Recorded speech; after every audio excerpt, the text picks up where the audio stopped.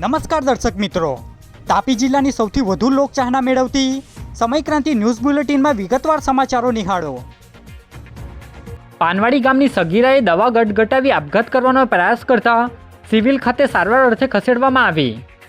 વ્યારા તાલુકાના પાનવાડી ગામે રહેતી 16 વર્ષીય સગીરાએ કોઈક અગમ્ય કારણોસર ઘરમાં દવા ગટગટાવી લીધી હતી, જેની જાણ પરિવારના સભ્યોને થતાં તાત્કાલિક તેણીને સારવાર અર્થે વ્યારા સિવિલ હોસ્પિટલ ખાતે ખસેડવામાં આવી હતી, જેની જાણ વ્યારા પોલીસને કરાઈ હતી, જે બાબતની માહિતી રવિવારના સાંજે 4 કલાકે મળી હતી।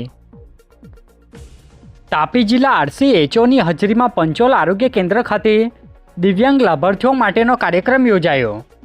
તાપી જિલ્લાના RCHO તેમજ તાલુકા આરોગ્ય અધિકારીની હાજરીમાં સામાજિક સંસ્થા દ્વારા કાર્યક્રમનું આયોજન કરવામાં આવ્યું હતું, જેમાં દિવ્યાંગ લાભાર્થીઓને અલગ અલગ સાધનોનું વિતરણ કરવામાં આવ્યું હતું, જેમાં 54 દિવ્યાંગ લાભાર્થીઓ દ્વારા ભાગ લેવામાં આવ્યો હતો, જેમાં અધિકારીઓ સહિત કર્મચારીઓ ઉપસ્થિત રહ્યા હતા, જે માહિતી 10:30 કલાકે મળી હતી। સોંગઢના ધજંપા ગામે રાજ્યના મંત્રીની હાજરીમાં રસ્તાના કામનું કરાયું ખાતમુહૂર્ત। સોંગઢ તાલુકાના ધજંપા ગામે આજે રાજ્યના મંત્રી કુંવરજીભાઈ હળપતિના વરદ હસ્તે 4.22 કરોડ રૂપિયાના ખર્ચે તૈયાર થનાર રસ્તાનું ખાતમુહૂર્ત કરાયું હતું, જે રસ્તો આંબલીપાડા, ઉખલદા, ધજંપા, વેલઝાને જોડતો છે। આ કાર્યક્રમમાં અધિકારી સહિત પદ અધિકારી અને ગ્રામજનો જોડાયા હતા, જે બાબતની માહિતી 4 વાગે પ્રાપ્ત થઈ હતી।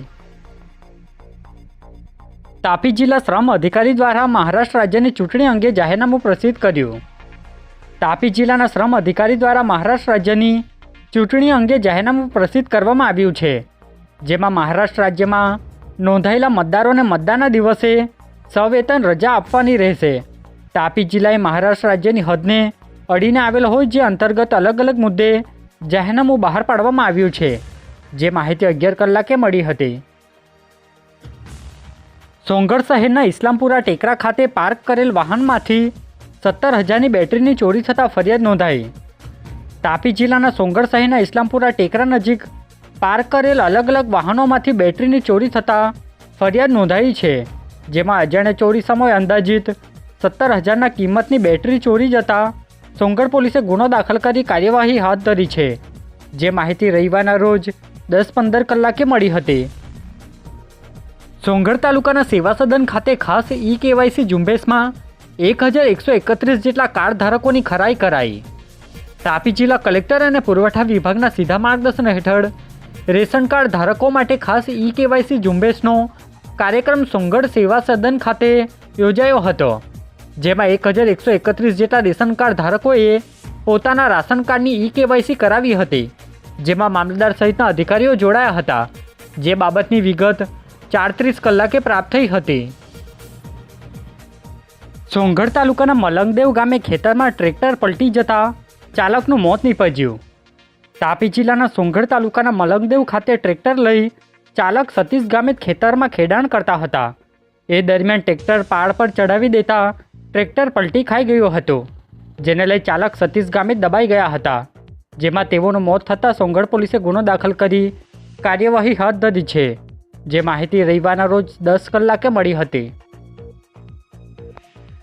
વ્યારા શહેરના તારણકુંડના હોલમાં ભાજપ સંગઠનની બેઠક યોજાઈ, જેમાં વિવિધ મુદ્દે માર્ગદર્શન અપાયું। તાપી જિલ્લાના વ્યારા શહેરના તારણકુંડના હોલમાં જિલ્લા સંગઠન ચૂંટણી અધિકારી હેમાલી બોઘાવાલા તેમજ અન્ય અધિકારીઓની હાજરીમાં વ્યારા શહેર અને તાલુકાની કાર્યશાળા યોજાઈ હતી, જેમાં સંગઠનના હોદ્દેદારોને અલગ અલગ મુદ્દે માર્ગદર્શન આપી સૂચનો કરવામાં આવ્યા હતા, જેમાં સંગઠનના હોદ્દેદારો હાજર રહ્યા હતા, જે માહિતી 11 કલાકે મળી હતી। વ્યારાની તુલસી પાર્ક સોસાયટી નજીકથી ઝેરી સાપનું જીવદયાના સભ્યોએ રેસ્ક્યુ કર્યું। વ્યારા નગર ખાતે આવેલ તુલસી પાર્ક સોસાયટી નજીકથી એક કોબરા જાતિના ઝેરી સાપ જાગૃત નાગરિકને નજરે પડ્યો હતો, જેને લઈ તેમણે જીવદયાના સભ્ય મિતેશભાઈનો સંપર્ક કરતા ઝેરી સાપનું રેસ્ક્યુ કરાયું હતું, જેને વન વિભાગના માર્ગદર્શન હેઠળ જંગલમાં મુક્ત કરવામાં આવ્યો હતો, જે બાબતની વિગત સાંજે 4 કલાકે મળી હતી। આજે બુલેટિનમાં બસ આટલું જ, અને સમયક્રાંતિ ન્યૂઝ ચેનલને લાઇક, શેર, કોમેન્ટ્સ અને સબસ્ક્રાઇબ અવશ્ય કરી લેશો, જેથી કરી તમને તાપી જિલ્લાના સમાચારોની અપડેટ મળતી રહે, અને મને રજા આપશો। આભાર। જય હિન્દ, જય ભારત।